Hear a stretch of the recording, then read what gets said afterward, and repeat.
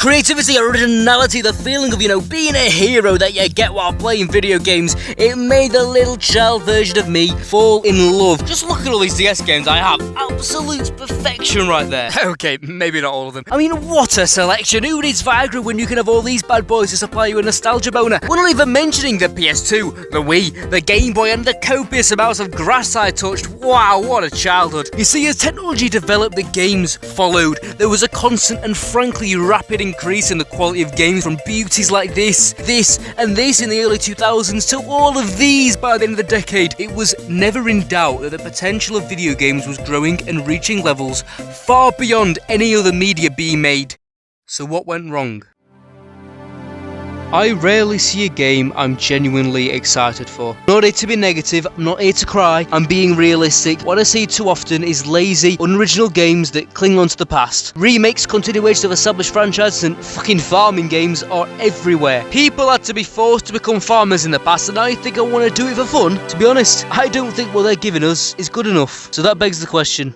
Is gaming dying? No, yeah, maybe, yeah, of course. I mean, it's very much on its way, that's for sure. But let's not get too ahead of ourselves. Maybe it's our fault. Does age matter? Well, unless you're a microfuture but your name is Colleen, you'll probably say, yes, it does. But some of us take it too far, especially in a gaming context. It seems almost universally accepted that getting older causes you to completely lose any capacity to enjoy games. We're filled with this feeling of a need to be responsible, thinking we should use our time more wisely. Games aren't fun because we've matured. Well, no, that doesn't really make much sense. You don't hear people saying they get bored of going to football matches, going to, a fucking festival, travelling the globe, eating pizza. I mean, yeah, your taste might change over time, but you don't lose your twatting capacity to enjoy things. It's not our fault. It's theirs. Look, what I want to make very clear is that there is still some quality games being made, but they are rare. Too rare. Quality over quantity is all well and good until you're desperate. If UNICEF gave a starving child this 5 Michelin star meal, I'm sure they'd go, that is bloody lovely. But they'd...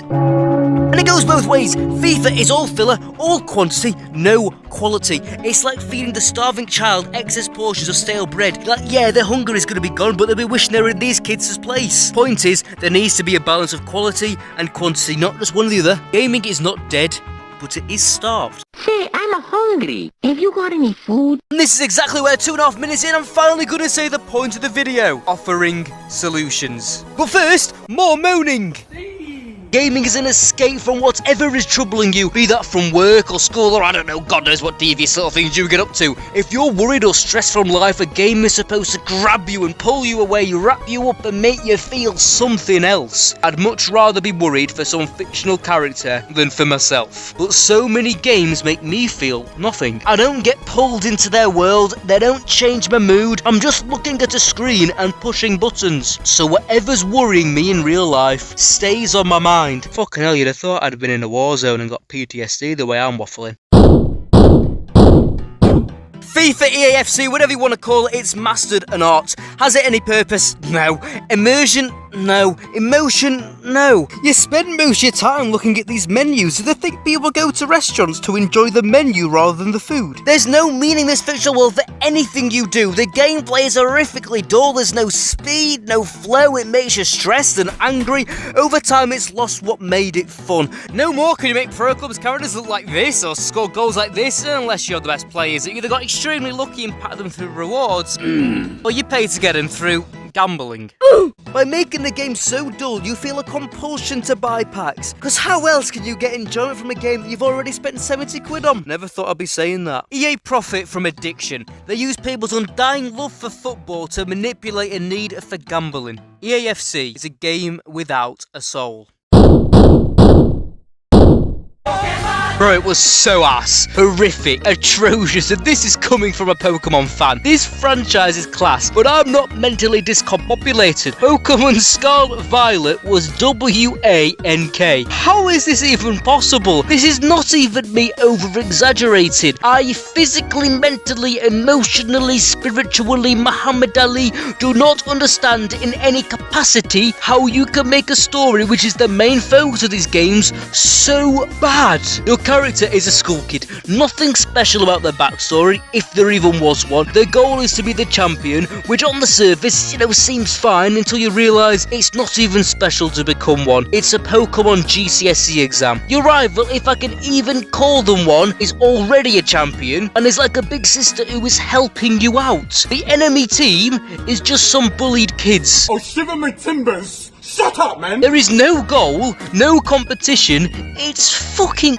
easy. The game's big plot twist is that the professor is dead. You never meet them, you barely find anything about them, so you get no emotional attachment to them. They're dead?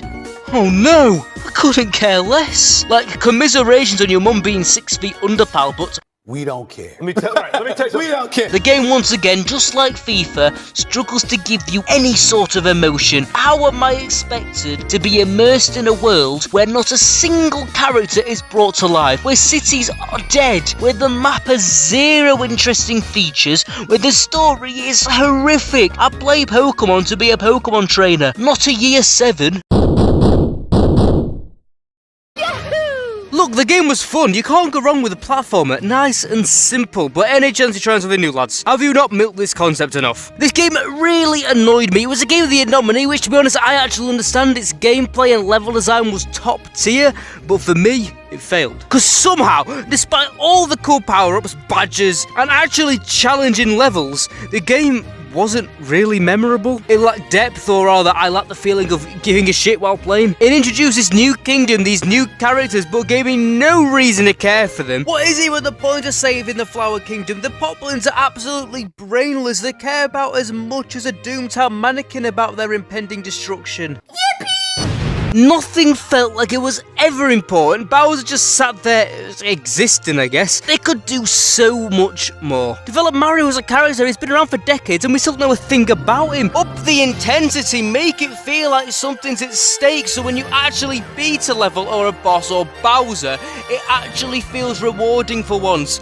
If I'm saving the kingdom, beating up some bosses, I want the world to care, but they don't. Jumping on a flag and hearing a little jingle doesn't cut it. Partners in Time came out in 2005. It has a genuinely compelling, emotional story, which when finishing the game, you actually feel like you've done something important. And Mario Wonder can't even take 5 minutes to give the Flower Kingdom some context that would make you care as a player. The levels would be so much better if it actually felt like something was on the line. All 3 of these games employed skilled people that can make a game look, feel and sound brilliant, but the story, structure and content itself is unimaginative, money driven and emotionless. Every game has the potential to do so much and they don't. If there's anything I want taken from this video, it's that whether it's single or multiplayer, most games are missing and need to make me feel emotion, happy, sad, scared, anger, anything. They need characters with personality, a world whose existence I care about, a fulfilling, meaningful, impactful story that I can look back on with good memories. It's easy to rant and rave. I don't want to do just that. Let's look at Tears of the Kingdom and why it gives me hope. If you're gonna milk a success, you do it like this. That cow has been juiced to the very last drop, but you know what? It tastes good. It took Breath of the Wild and did it again. It kept the fun gameplay, expanded on already interesting characters, and fuck tons of side quests to give you a reason to care about the NPCs. The addition of caves and a few skylands made my curiosity grow, which gave me that emotional distraction that is necessary. The world was different enough to Breath of the Wild that it was still explorable. You could still immerse yourself. It provided that escapism. All of this did exactly what a game needs. It created a world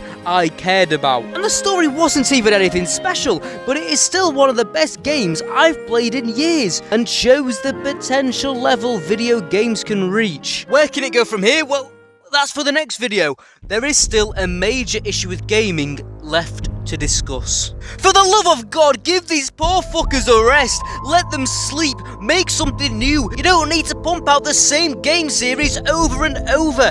Everyone is craving for a completely new game. Imagine if the only books you could read was Harry Potter. Even Harry Potter fans will be bored by book 50. There's probably some indie developers doing everything I want, but I wouldn't know, and I'm not spending hours of my time searching for it. Give it to me on a plate. Let's look at Starfield, completely new, original game. Yippee! We should be on our hands and knees to our saviours, right? Round of applause to Bethesda, everybody. This is their first new universe in over 25 years. That shouldn't be congratulated, that's embarrassing. It's no wonder the game was asked. They've forgotten how to make games because they're hiding their little safe turtle shell doing the same risk-free things over and over and over. So the thing is, it's so normalised to do that. Take no risk. People play Mario because the statistics show it. Let's make that money, guys. Charge them £20 more this time. They'll pay it. They're addicted. How about stop being a bunch of pussies, lads?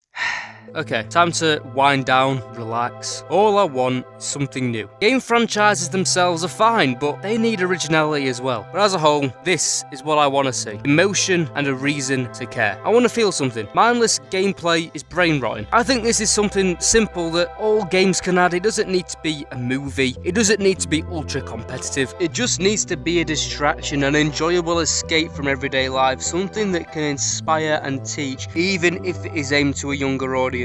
This strange idea that companies have that everything needs to be watered down if a game is aimed at children is ridiculous. Character development, redemption arcs, plot twists, failure, even sadness and fear can make a game so much better. None of these things need hiding away from children. They aren't stupid. Stop diluting all the flavour. Give them hopes and dreams. Give them nostalgia. Teach values that can make them better people. You can't take your billions with you, so have an impact before you go. I just think with the vast improvements to technology and the endless supply of unbelievable artists, musical and visual, the opportunity for one creative individual or group to create memories is waiting to be taken.